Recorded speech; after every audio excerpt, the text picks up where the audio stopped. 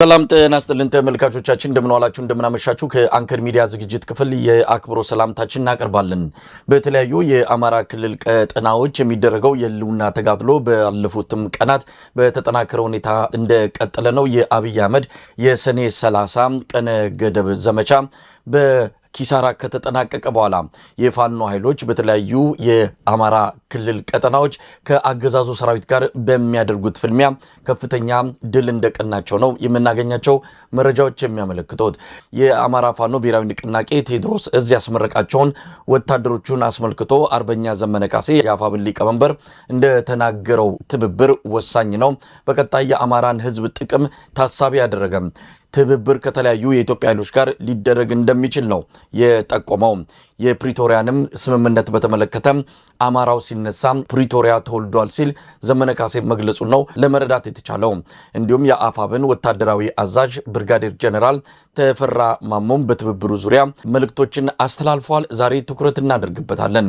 ሌሎች ጉዳዮችንም ይዘን የዕለቱን የአንከር መረጃ ክፍለ ጊዜ ወደ እናንተ እናደርሳለን። ከጋዜጠኛ ሙሉጌታ አንበርብር ጋር በመሆን ዛሬ የቀረብነው እንድትከታተሉን ግብዣችን ነው። መልካም ሙሉጌታ። ሰላም መሳይ እንደምን አለ? እንዴት አለ? እንዴት አመሸ?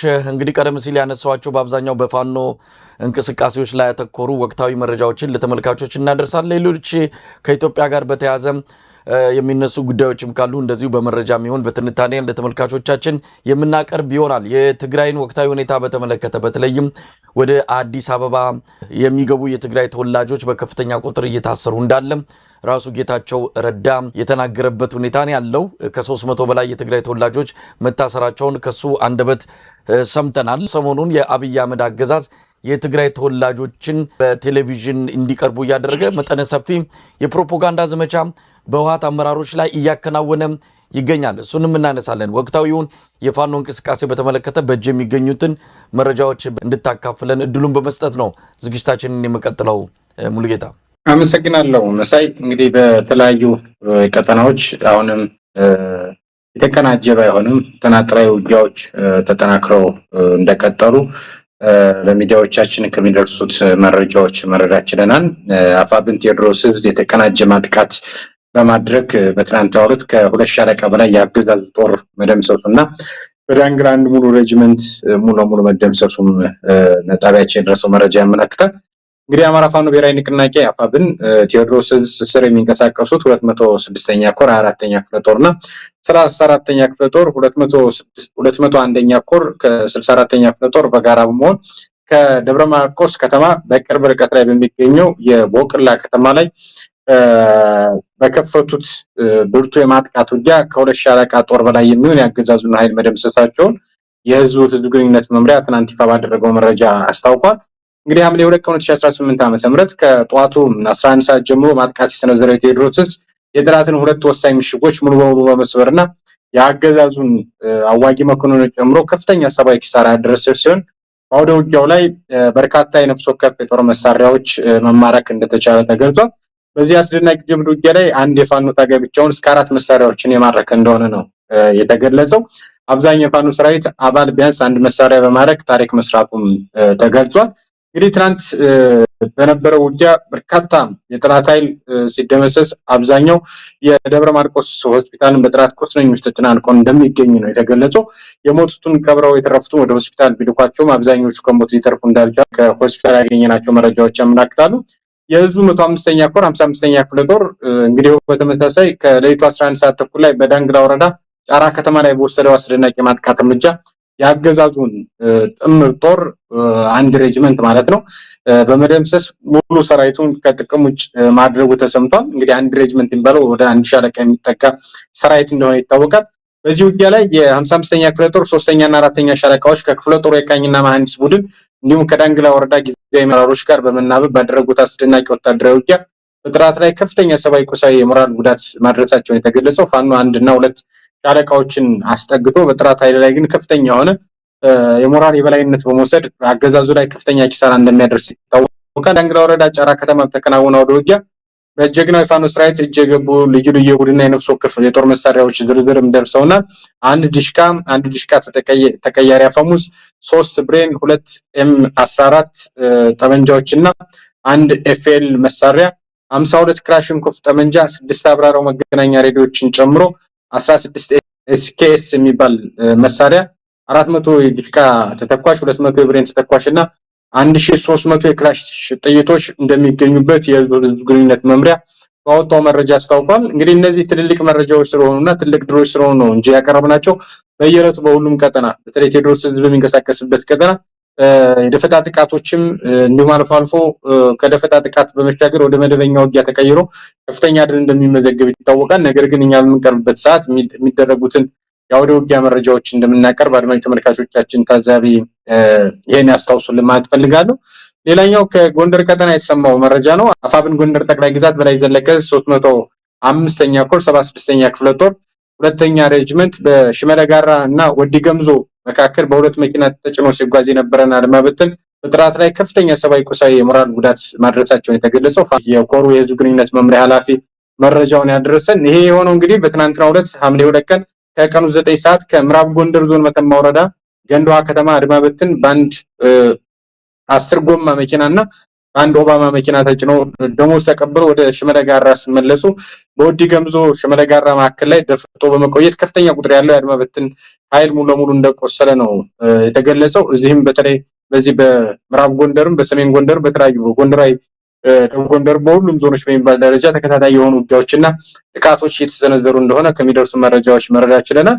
ሌላኛው ወደ ወሎ ቀጠና ነው የምናመራው። በወሎ ቀጠና አፋብን ወሎ ቤት አማራ ሚኒሊክ ዕዝ 6ኛ ኮር 34ኛ ክፍለ ጦር ድል ተጎናጽፈዋል።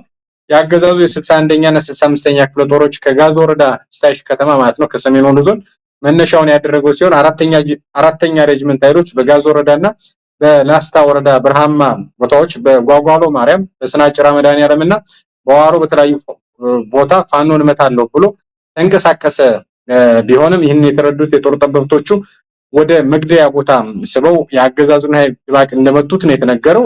እንግዲህ በዚህ ጥቃት ከባድ ጉዳት ያስተናገደው የአገዛዙ ሰራዊት የሞተበትን እንኳን ሳይቀብርና ሳይነሳ ወደ መጣበት እንደተመለሰ የተገለጸው። የሆነው ከጧቱ 12 ሰዓት ጀምሮ እስከ ምሽቱ 10 ሰዓት በትናንትናው ዕለት ሐምሌ 2 ቀን 2018 ዓ.ም እንደሆነ ነው የተገለጸው። በሸዋ ቀጠና በተመሳሳይ እንደዚሁ የአደረጃጀት የፖለቲካ ስራዎች ተጠናክረው እንደቀጠሉ ለጣቢያችን ለሚዲያዎቻችን መድረሱት መረጃ አመላክተናል። በትናንትናው ዕለት ትልቅ ኢቨንት ከነበረው መካከል የአፋብን ሊቀመንበር አርበኛ ዘመነ ካሴ በተገኘበት በጃዊ ቀጠና በመተከል ቀጠና የተደረገው የኮማንዶ ሰራዊት ምረቃ ነው። እሱንም ወደ ኋላ በሰፊው የምንመለስበት ይሆናል።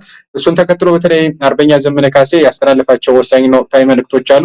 ከትብብር ከጥምረት መሰል ጉዳዮች ጋር በተያያዘ አገዛዙ በተደጋጋሚ እዚህ ቀጠና ላይ ሲናገረው የነበረ ጉዳይ አለ።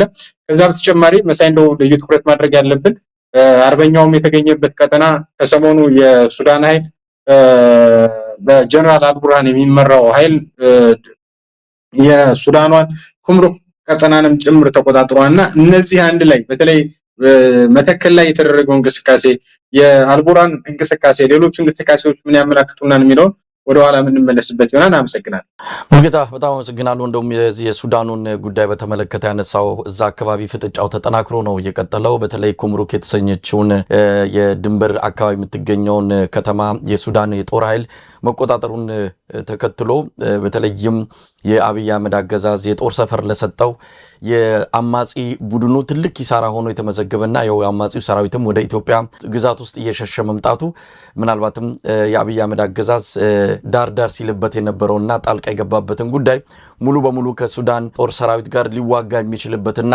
የሱዳን ቀውስ ወደ ኢትዮጵያ ተጎትቶ የሚገባበት እድል ሰፊ እንደሆነ ነው እየተገለጸ ያለው። ስለሱም የምናነሳ ይሆናል። ምናልባት ከአገዛዙ ድል አደረግኩና ሰሞኑን ከተያያዘው ፕሮፓጋንዳ አንጻር በተለይ በአማራ ክልል በደንበጫ ከተማ ኮሚኒኬሽን ጽህፈት ቤት ያወጣውን አንድ መረጃ እየተመለከትኩ ነበረ። ምናልባት ደርሶ አይቶ ሊሆን ይችላል ብዬ እገምታለሁ። በዚህ አንድ ግለሰብ ነው 3 የፋኖ ኃይሎችን ላይ እርምጃ ወስዷል መሰለኝ።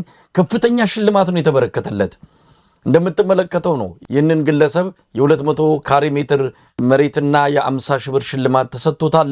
በርካታ ባለስልጣናት ነው የአካባቢው የወረዳው የከተማው ባለስልጣናት የተገኙት። ምን ያህል ድል እንደጠማቸው አንድ ግለሰብ በዚህ ደረጃ ድል አድርጓል ጀብዱ ፈጽሟል ብለው የ200 ካሬ ሜትር መሬት እንደዚሁም የ50 ሺህ ብር ሽልማት ሌሎች ነገሮችንም አድርገዋል። ባለፈውም የአማራ ማስ ሚዲያ ያወጣው የድል ዜና ወዲያውኑ ነው በማግስቱ ተገደሉ የተባሉት የፋኖ አመራሮች በቪዲዮ ወጥተው ውሸቱን ያጋለጡት።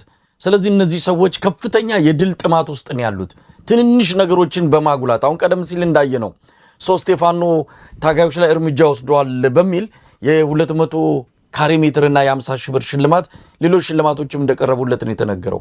ይሄ ምንን ያሳያል? ሙሉጌታ እንደው ከሰሞኑ ከፍተኛ የሆነ ኪሳራ ደርሶባቸዋል። ይሄ ደንበጫ የሚባለው ቀጠና ከዚያው ከደጋዳቡቱ ጋር ቀጠና ጋር የተያያዘ ነው፣ ሰንሰለታማ ነው እና ስለዚህ የፋኖን የሚዲያ የበላይነትም የፕሮፓጋንዳ የበላይነትም ከዛ ተጨማሪ መሬት ላይ ያሉትን የድል እንቅስቃሴዎችን ማሸነፍ የሚችሉባቸው ፖለቲካዊ ምርጫ የሚወስዱባቸው እድሎች አጥተዋልና ዋነኛ ዓላማቸው ሐሰተኛ ዜና በመፍጠር መረጃን ማዛባትና ድል እንዳገኙ ለደጋፊዎቻቸው ላለቃቸው ለአብይ አህመድ ማሳየት ነው።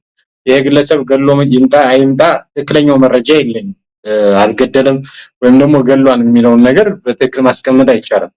ነገር ግን እዚህ ዜና ላይ ቀን ላይ ያየሁት ነበር። ዜናው እንደወጣ አንደኛ ከፍተኛ የሆነ ጥማት ታይቶባቸዋል። የ39ኛ ሻለቃ አድማ መከላከል ኃላፊ፣ የደንበጫ ከተማ አስተዳደር ምክትል ከንቲባ፣ የደንበጫ ዙሪያ ወረዳ አስተዳደር፣ የደጋዳሞት አስተዳዳሪ፣ የሶስት ወረዳ የሰላም አስከባሪና የፖሊስ አባላት በሙሉ ተገኝተዋል ይላል። ይሄን ሽልማት ሰጡ።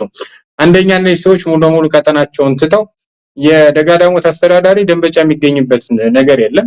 የደንበጫ ዙሪያ ወረዳ እንደዚህ እንደዛው ሊቀመጥ ይችላል እና የሶስት ወረዳ ሰላም አስከባሪ እዚህ ላይ በመገኘት ሽልማት ሰጡት ነው የሚለው። ስደተኞች ናቸው ሽልማት እየሰጡት ያሉት እና አንደኛ ድል እንደራቃቸው ነው። ሁለተኛ ደግሞ ሌሎች የፋኖ አመራሮችም ጅል ስለሆኑ ይቅርታ አለቃሉ እንደው ሌላም ሰው ገሎ ይመጣን እንደዚህ አይነት ሽልማት እንሰጣለን የሚል መልእክት ለማስተላለፍ አስበው እነሱ። ነገር ግን ወንድሙን ገሎ እዛ ቀጠና ላይ እንደማይኖር ይታወቃል። ከዚህ በፊት እንደዚህ አይነት የሞከሩት አካላት ምን አይነት ኪሳራ እንደገጠማቸው የሚታወቅ 3 ሰው ገለ ያውም ደግሞ የነጻነት ታጋይን መኖር እንደማይችል አሁን ይሄ ልጅ ከተማው ላይ መንቀሳቀስ አይችልም። ደንበጫ ከተማ ላይ በእርግጠኝነት ነው ነገር አሳጠውታል። ዛሬ ለማደሩ ምንም ዋስትና የለው። ያድርገውም አያድርገውም ሳያደርገው መጥቶ ከሆነ ደግሞ የበለጠ ከፍተኛ አደጋ ጋብዞበታል ማለት ነው። አድርጎት እንኳን መጥቶ ከሆነ መቼም አድርጎታል በጥፋቱ የሚቀጣበት።